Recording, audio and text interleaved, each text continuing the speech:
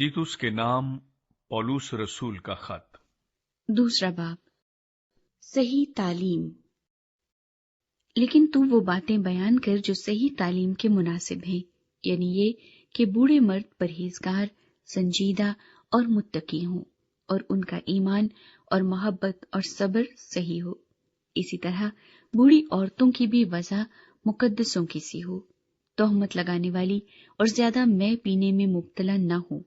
بلکہ اچھی باتیں سکھانے والی ہوں، تاکہ جوان عورتوں کو سکھائیں کہ اپنے شوہروں کو پیار کریں، بچوں کو پیار کریں،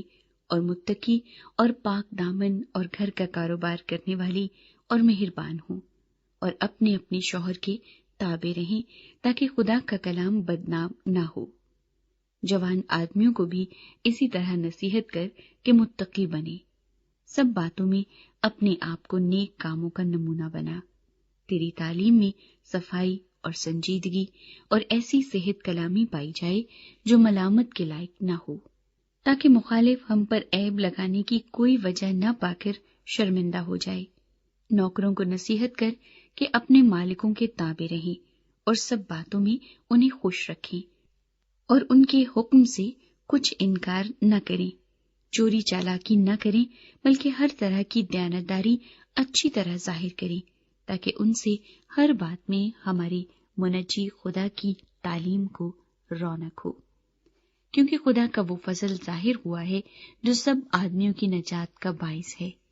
اور ہمیں تربیت دیتا ہے تاکہ بے دینی اور دنیاوی خواہشوں کا انکار کر کے اس موجودہ جہان میں پرہیزگاری اور راست بازی اور دینداری کے ساتھ زندگی گزارے،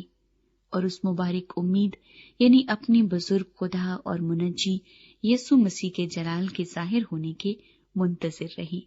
جس نے اپنے آپ کو ہمارے واسطے دے دیا تاکہ فدیہ ہو کر ہمیں ہر طرح کی بے دینی سے چھڑا لے اور پاک کر کے اپنی خاص ملکیت کے لیے ایک ایسی امت بنائے جو نیک کاموں میں سرگرم ہو۔ پورے اختیار کے ساتھ یہ باتیں کہہ اور نصیحت دے اور ملامت کر، کوئی تیری حقارت نہ کرنے پائے۔